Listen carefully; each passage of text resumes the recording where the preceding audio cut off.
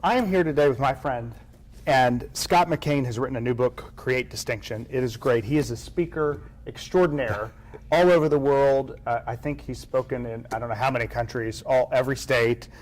He's a member of the Speakers Roundtable, top 20 speakers, Speaker Hall of Fame. He's a customer service experience expert.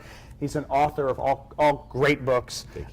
All Business is Show Business, What Customers Really Want, The Collapse of Distinction, The Ultimate Customer Experience, and now Create Distinction.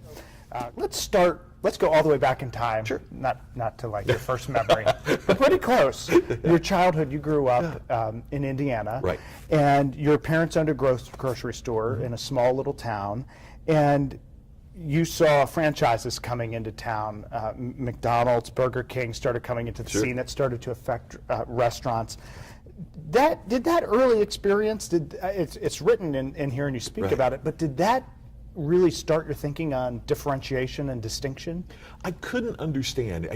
I think what happens is we have these experiences. It's not that we totally understand it intellectually, but emotionally, when our parents are impacted or our family is impacted, it really makes a significant impression. And so when my dad was seeing restaurants go out of business or other merchants in our town have such a difficult problem, and then all of a sudden, here comes one to compete with him, and the stress that put on our family and all of the things, it impacted me in an emotional manner, but it took a while for me through learning and through experience and through study to put the intellectual side of it so that the two could come up with how do we handle that. So that was how that impacted me. And it does seem to be a head and a heart thing, I think, as you're creating exactly. And I think that's part of where so many miss the mark. Either they approach it, 90% head, 10% heart, or vice versa.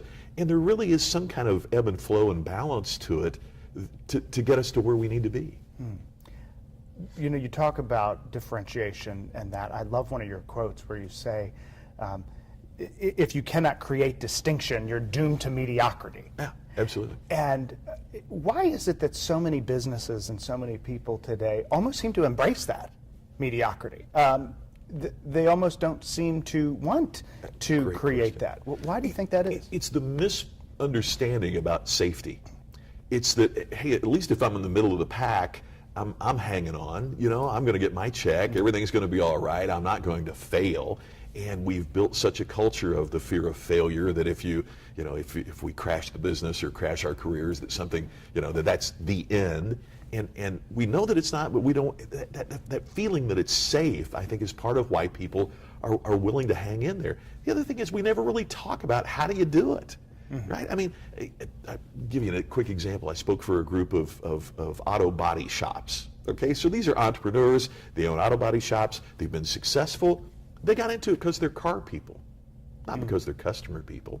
And so they know how to fix the car, but they don't know how to establish a relationship so that you go back and say to your friends, man, what a great experience I had over at XYZ Auto Body. If my 16-year-old ever wrecks the car again, which they probably will, right? I'm going back there. And we have friends that we miss that part. And I think that's just part of the real world, is that we focus so much on what we do, we forget about what customers buy. That's interesting. And you mentioned in there, and I think it's so important in terms of price, that if you're not differentiated, then the only thing left is to just leave price as the differentiation, and then you're kind of pushing that down, and then you don't have the resources to create and invest. It seems like a bad cycle. There always has to be a point of differentiation, because that's the only way that someone becomes a customer, right? The only way I become a customer is to choose you instead of somebody else. And so if you're not telling me why I should do it, then as a customer, what's easiest for me is to go, well, I don't see any difference. You're X and she's Y, and so, okay, right? And so we have to fill that void, and it seems to me that many organizations are not doing a good job at that. And as a corollary to that too, it's the same in our career. If you're going to choose someone for a promotion and you don't see a difference between all of us, then why wouldn't you go with the younger, less expensive, or go to Bangalore instead of Baltimore and put the option there? You talk about these cornerstones of differentiation, of distinction, and the levels moving up from to distinction from differentiation. We don't have time to go through all of them, and that's why people read the book. But clarity, creativity, communication, customer experience. Talk about clarity. Why is clarity so very important in this distinction kind of goal? You can't differentiate what you can't define. If I can't tell you clearly what makes me different, then how in the world do I differentiate it? But that's the fundamental problem that most organizations and individuals have, is even if we decide what we are, we're not willing to commit what we are not. And clarity is not just what I say I am, it's also where I'm willing to draw the line and say this is where I am not. If you think about it, when in the early days when nations were being formed, those boundary lines were the battle lines. In other words, we're willing to defend to this point. Most of us aren't willing to draw the boundary because we're not willing to have the battle. And so what we have to be able to do is to say, this is what I am, this is what I am not. You know, Apple, for example, not building netbooks because they're cheap, they're throwaway. That's not what we are. Very few organizations, you know, most are chasing the fad or chasing the hit. Very few organizations are willing to say, this is what we are not. So which true. is also why creativity, this is what surprised me the most as I was doing the research, that's why creativity has to be second.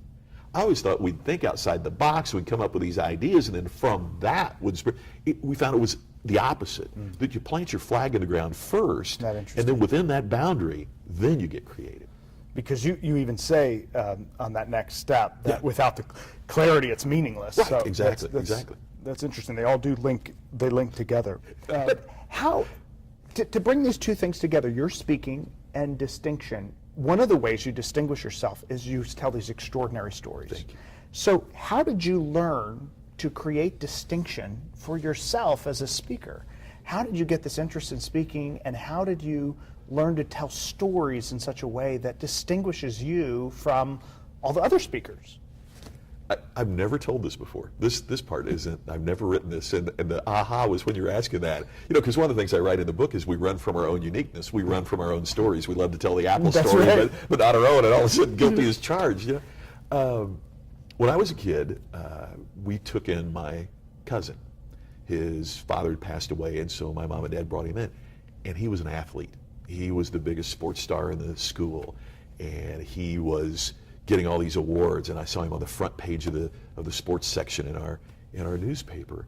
And I went from being the oldest kid, right, to now being the middle kid and the one getting no recognition because I wasn't an athlete. And I thought, there's nothing I can do to stand out. There's nothing I can do to be recognized. And I noticed that people, when I tell a joke or when I tell a story or something like that, that people would respond to that. And it gets back to the student organization. I competed in a speaking contest in FFA, Future Farmers, and it was a chance for me to do something where not only did I get recognition, but I noticed that if I said something of value, that it helped other people as well, which to me was the most amazing thing.